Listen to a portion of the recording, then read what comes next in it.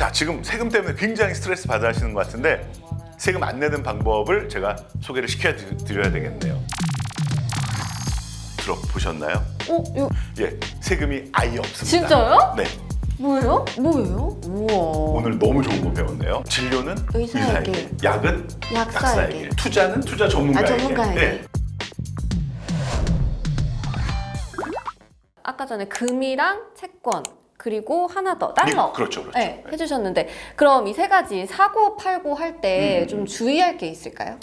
그러면 누구 얘기부터 해볼까요? 금 얘기부터 네. 한번 해볼까요? 금에 투자하면 앞으로 수익률이 좋을 것 같아라는 생각을 갖고 달려가고 싶은 곳이 있으십니까? 금 파는 그 거래소요. 네. 어떤 거래소? 그냥 그 항상 1층에 보면 그렇죠. 금 거래소. 예, 맞습니다. 사실 그렇게 1층에 금 거래소라고 써 있는 데는 편하게 표현하면 금은방이에요. 네. 금은방으로 달려가서 금을 사서 내가 이거 금값 오르면 내가 부자가 될 것 같아 라고 생각할 수 있지만 저는 별로 추천하고 싶지 않아요. 왜요? 왜냐하면 금을 실물로 내가 사는 순간 부가가치세 10%를 내야 돼요. 무슨 얘기냐면 내가 금 1,000만 원어치를 사면 1,100만 원을 주고 사야 돼요. 그러면 이걸 팔 때 1,100만 원이 돼야 내가 수익이 시작하잖아요. 그러니까 벌써 10%를 까먹고 시작하는 거예요. 거기다가 금은방 마진, 세공비 이런 게 있기 때문에 저는 이런 표현을 해요. 금은방에서 금을 사면 금은방 아저씨가 부자가 되지 내가 부자가 안 됩니다. 예, 웬만큼 오르지 않으면. 그래서 은행에 가시면 금에 투자할 수 있는 방법이 있는데요. 그 대신 모든 은행은 아니고요. 신한은행, 우리은행, KB은행 요 세 군데 은행에 가시면요. 골드뱅킹이라는 게 있어요. 골드뱅킹이요? 예, 한국말로 하면은 뭐예요? 금은행 또는 금통장, 금계좌. 그러니까 이름은 은행마다 조금씩 다른데요. 내가 돈을 입금을 하면 이 돈으로 은행이 알아서 금을 사줘요. 그래서 금으로 보관하고 있다가 금값이 올랐네 나 금 팔래요 하면은 은행에서 알아서 금을 팔고 나한테 돈을 줘요. 그러니까 대신해 주는 거예요. 너무 괜찮죠. 물론 뭐 한 1% 정도의 수수료는 은행이 가져갑니다. 그래서 금 통장으로 투자하시면 0.01g 아주 소액으로도 금에 투자할 수 있는 장점이 있어요. 다만 요걸 보고 정부에서 가만히 있지 않아요. 또 왜요? 내가 돈을 벌었으니까 돈을 그렇죠. 세금을 내라. 내요? 맞아요. 그래서 그 차익에 대해서 배당소득세, 마치 뭐 주식에서 배당을 받든 펀드에서 수익이 나면 세금 떼어가듯이 배당소득세 15.4%를 띄고 줍니다. 15.4%요? 많죠. 너무 많은데요? 근데 어쩔 수 없어요. 네. 그래서 그런 게 있다라는 걸 알고, 그래서 은행이니까 좀 편하고 간단하잖아요. 자, 지금 세금 때문에 굉장히 스트레스 받아 하시는 것 같은데 세금 안 내는 방법을 제가 소개를 시켜드려야 되겠네요. 한국거래소라고 들어보셨나요? 여기 있지 않아요? 그렇죠. 그죠? 맞아요. 예. 이 한국거래소에서는 뭐를 사고 파는 거라고 지금 세미 씨 이해하고 계시죠? 한국 거래소요? 예. 한 번도 생각해 본 적이 없는데. 그 역할이 증권거래소의 역할이에요. 네. 그러니까 거기서 뭘 사고 팔겠어요? 주식이요. 그렇죠. 주식, 채권, 뭐 선물 옵션 이런 것들을 사고 파는 곳이 바로 한국거래소라는 곳인데 여기에 금시장이 있어요. 못 들어보셨죠? 네. 오늘부터 아는 거예요. 네. 한국거래소에서 금시장을 새로 만들었는데 우리나라 금 거래가 굉장히 좀 음지해서 세금을 피해서 이렇게 거래되는 것을 좀 양성화시키려고 금거래소를 딱 만들었어요. 그런데 평소에 그 음지에서 활동하던 금들이 양지로 올라오려면 뭔가 혜택을 줘야 될 거 아니에요. 그렇죠. 정부에서 혜택을 줄 수 있는 게 뭐밖에 없겠어요? 세금이요. 맞습니다. 그래서 이 한국거래소 금거래소에서 거래해서 돈을 벌면 세금을 깎아줍니다. 몇 퍼센트 깎아주면 마음에 드시겠어요? 그때 15.4%였잖아요. 전 10% 밑으로 해줬으면 좋겠어요. 좀 더 욕심내 보십시오. 어머나, 5%? 좀 더, 1%? 좀 더, 0.5? 좀 더. 예, 세금이 아예 없습니다. 진짜요? 네. 뭐예요? 아까 말씀드렸잖아요. 음성화되어 있는 금거래를 양성화시키면서 이 제도권 안으로 끌어올리기 위해서 정부에서 과감한 혜택을 주는 겁니다. 얼마까지 이 혜택을 받을 수 있냐? 무제한이에요. 뭐예요? 오늘 너무 좋은 거 배웠네요. 저 여의도 여기 한국 거래소 가서 금 사. 네, 거기 가시면 거기까지 가실 필요 없고요. 증권회사 계좌에서 거래를 하실 수가 있어요. 핸드폰으로도 얼마든지 하실 수 있으니까 관심 가져보시면 좋을 것 같아요. 그래서 뭐 금은방 가시려고 그랬잖아요, 처음에. 네. 이제 그 생각 내려놓으시고요. 금 거래는, 금 투자는 어디서 하는 게 최고다? 한국거래소 금시장. 아주 깔끔하게 정리됐네요. 채권은요, 조금 접하기가 조금 낯서실 거예요. 저 어디서 사는지도 모르겠어요. 그렇죠. 네. 예. 그래서 먼저 이제 채권을 내가 직접 사시려고 하면은 이것도 역시 증권회사에서 사시는 게 제일 효율적이긴 해요. 그래서 정확하게는 이제 증권회사가 채권을 국채를 중심으로 말씀드릴게요. 네네. 국채를 무지하게 많이 가지고 있어요. 네네. 그래서 우리가 가서 나 국채 살래 그러면은 증권회사 가지고 있는 국채를 우리한테 팔아줘요. 그리고 나 국채 팔래 그러면 증권회사에서 그 국채를 사줘요. 그래서 그날 돈을 받을 수가 있는 거예요. 내가 국채를 직접 사겠다 하면은 증권회사에 가서 하시면 되고요. 근데 나 국채 종류도 너무 많고 어디에 투자할지도 잘 모르겠고 좀 헷갈려, 자신 없어. 그러면 진료는 의사에게, 약은 약사에게, 투자는 투자자에게. 그렇죠. 투자 전문가에게. 전문가에게. 네, 그래서 이 펀드에 맡기는 거예요. 근데 펀드 중에서 채권에만 투자하는 펀드가 있어요. 이름 자체가 채권형 펀드예요. 채권형 펀드에는 주식이 하나도 안 들어가요. 그러니까 좀 맘 놓이죠. 그래서 내가 이거 줄 테니까 전문가들이 채권에만 투자해서 돈을 좀 벌어보세요. 라는 게 바로 채권형 펀드입니다. 이렇게 이제 간접 투자하시면 되고요. 한 가지만 더 말씀드릴게요. 네. 우리가 지금 이 촬영하고 있는 이 날은 아직 안 나왔는데 네. 곧 정부에서 그래 채권을 다 기관 투자자나 외국인 투자자들이 갖고 있다 보니 개인 투자자들이 너무 어려워하는 것 같아. 그래서 우리가 아예 개인 투자자 전용 국채를 만들어주기로 했어요. 그래서 지금까지 우리나라에 없었는데 이 개인 투자자 전용 국채는 개인만 살 수 있어요. 우와. 근데 장점도 있고 단점도 있어요. 먼저 장점은요. 요거는 이제 좀 길긴 길어요. 10년 만기 이상이에요. 그래서 10년 만기, 20년 만기 이러니까 와 이거 너무 길다. 하지만 다른 국채보다 이자를 좀 더 줘요. 그리고 이자를 짜자자자자 모아놨다가 만기 때 한꺼번에 줘요. 그리고 세금도 분리과세를 적용시켜줘서 다른 세금보다는 조금 유리해요. 근데 단점이 있어요. 뭐냐면 채권은 꼭 만기까지 안 가도 된다 그랬죠, 제가. 네. 언제든지 내가 사고 팔 수 있다 그랬잖아요. 근데 이 개인 투자자 전용 국채는 내다 팔 수가 없어요. 꼭 만기까지 가요. 맞아요. 근데 정말 내가 돈이 필요해서 팔아야 되겠다 그러면 그냥 정부에다가 이렇게 다시 반환하는 환매하는 방법 말고 금리가 내려가서 국채값이 올랐어요. 나 딴 사람한테 팔아서 돈 벌래? 이게 안 돼요. 그래서 조금 아쉽긴 하지만 어쨌든 개인 투자자 전용 국채가 나온다고 하니까 그것도 한번 관심을 가져보시면 좋을 것 같아요. 길게 보는 분들한테는 그렇죠. 네. 너무 좋겠네요. 내가 이걸로 뭐 노후자금을 쓰겠다든지 뭐 이런 목표를 딱 가지고 한번 투자해 보시는 것도 나쁘진 않을 것 같아요. 그리고 또 이제 달러. 달러. 자, 또 세미 씨, 달러가 앞으로 오를 것 같다는 느낌이 빡 왔어요. 어디로 달려가실 거예요? 달러를 사러요? 네, 은행에 어디로? 가야죠. 그렇죠. 은행에 가서 내 현 그 원화 주고 달러 주세요 하면 달러 줄 거예요. 그거를 장롱 속에 잘 넣어놨다가 달러가 오르면 그걸 가져가서 바꾸면 수익이 나겠죠. 이것도 뭐 분명히 좋은 방법 중에 하나예요. 특히 이 환차익도 세금을 안 내요. 네, 그래서 이것도 좋긴 한데 그거 아시죠? 왜 해외여행 갈 때 현금으로 이렇게 바꾸면은 억울하죠. 우대율. 그렇죠. 우대를 해줘도 이 차이가 많이 나잖아요. 그래서 내가 만약에 환율이 안 올랐는데도 내가 현금으로 샀다가 현금으로 팔면 손해 보거든요. 그래서 현금으로 이렇게 하는 거는 조금 아쉬워요. 그래서 내가 그러면은 달러가 오를 것 같으면 은행에 가셔가지고 아예 달러 예금이 있어요. 달러 예금을 가입하면 환차익뿐만 아니라 예금 이자도 줘요. 그러니까 특히 요새처럼 금리가 높을 때는 달러 예금 이자도 꽤 높거든요.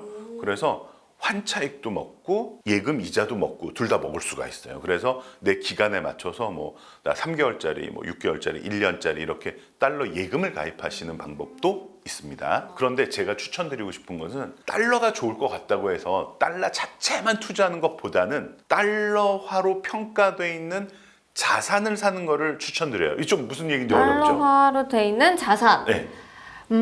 이제 표정이 지금 별로 안 좋아졌어요. 금 아니었어요? 금도 그렇고요. 근데 금은 가격이 어떻게 될지 확실하지 않으니까 제가 추천드리는 건 이런 거예요. 미국 국채를 사보는 건 어떨까요? 미국 국채. 네. 미국 국채는 당연히 미국 달러로 발행이 되겠죠. 네. 그래서 미국 국채에서 수익이 하나도 안 나도 달러 오르는 것만큼은 내가 수익이 나잖아요. 근데 만약에 미국 국채도 사실 미국도 현재 금리가 굉장히 높은 상태거든요. 그래서 만약에 금리가 좀 내려오면 채권 가격은 어떻게 된다고요? 올라간다 그랬잖아요. 그러면은 채권 가격이 올라가는 것도 수익을 거둘 수 있고 달러에서 올라가는 것도 내가 수익을 거둘 수 있으니까 일거양득을 볼 수 있는 거죠. 그래서 그런 달러로 평가돼 있는 채권 아니면 아예 뭐 미국 주식에 투자한다고 하면 미국 주가가 뭐 10달러에서 11달러가 됐어요. 그러면 1달러 벌었죠. 그런데 달러도 올랐네? 그러면 두 개 다 가져갈 수 있잖아요. 그래서 달러화로 평가돼 있는 자산에 투자해 보시는 것도 좋은 아이디어일 것 같아요. 저희가 금, 채권, 달러 얘기를 이제 박사가 되셨어요. 네, 저 이제 좀 투자를 해볼까 하는데 사실 그런 얘기 있잖아요. 달걀을 한 바구니에 다 담지 말아라 그렇죠. 이런 얘기가 있는데 그래서 좀 분산 투자를 하고 싶을 수 있을 것 같아요. 근데 또 생각을 해보면 세 가지가 다 언제 오르는지 뭐 비중도 좀 다르고 그렇죠. 한데 그러면은 먼저 언제 어떤 자산에 관심을 가지면 좋을지 뭘 봐야 될지 그 키워드를 좀 설명드릴게요. 먼저 채권은 사실 다 설명했어요. 맞아요. 금리가 올라가면 이제 채권 제가 국채 중심으로 말씀드릴게요. 국채 가격은 어떻게 된다고요? 네, 내려간다. 맞아요. 그러면 금리가 하락하면 국채 가격은 올라가죠. 그럼 언제 투자하는 게 제일 좋겠어요? 앞으로 금리가 내려갈 걸로 예상될 때 국채를 가지고 있으면 이 국채 가격은 어떻게 돼요? 올라가죠. 그럼 국채에서 기본적으로 나오는 이자도 받고 국채 가격도 올라가니까 일거양득. 예. 그러니까 국채 투자할 때는 금리가 앞으로 하락할 것 같을 때 투자하면 좋고 뭐 비중을 늘리면 좋고 이런 거고요. 조금 더 깊이 들어가 보면 내가 국채를 가지고 있는데 만기가 1년 남은 국채가 있고요. 만기가 20년 남은 국채가 있어요. 그러면은 금리가 하락하면 뭐가 더 많이 오를까요? 1년만 효과를 보는 게 좋을까요? 20년 동안 효과를 보는 게 좋을까요? 20년이요. 그렇죠. 그러면 만기가 한참 남은 즉 장기채가 더 많이 올라요. 그러면 계산 나오죠. 금리가 하락할 때는 어떤 채권에 어떤 국채에 투자하는 게 좋겠어요? 장기 국채. 그리고 만약에 그 반대면은 단기. 그렇죠? 그렇게 보시면 될 것 같고요. 두 번째가 금이었잖아요. 금. 자, 그러면 금은 우리 아까 얘기한 거 뭐에 상대되는 안정 자산이라고요? 화폐. 그러면 화폐 가치가 하락하면 금값이 올라가겠죠. 화폐 가치가 하락하는 것을 어떤 현상이라고 했죠? 우리 인플레이션. 그렇죠. 그러니까 인플레이션이 강해질 때, 물가 상승이 많이 올라갈 때, 이럴 때 화폐 가치가 하락할 테니까 금값이 올라가겠구나. 물론 언제나 성립하는 건 아니지만 대체적으로 그렇다고 보시면 될 거고요. 다음 미국 달러. 여기서 말하는 미국 달러는 미국 달러 자체의 가치를 말할 때도 있지만 보통 우리 입장에서는 원화 대비 달러를 말하는 거거든요. 그러면 미국 달러는 즉 환율은 철저하게 수요와 공급에 의해서 결정이 돼요. 그러니까 자, 우리나라는 뭐를 너무너무 열심히 잘하는 나라냐면 수출이 중요한 나라예요. 수출이 잘 되면 그 수출 대금을 뭘로 받아요? 달러로 받죠. 그럼 달러가 우리나라에 많아져요. 그러면 달러가 별로 모자라지 않으니까 달러를 사고 싶은 수요가 줄어들겠죠.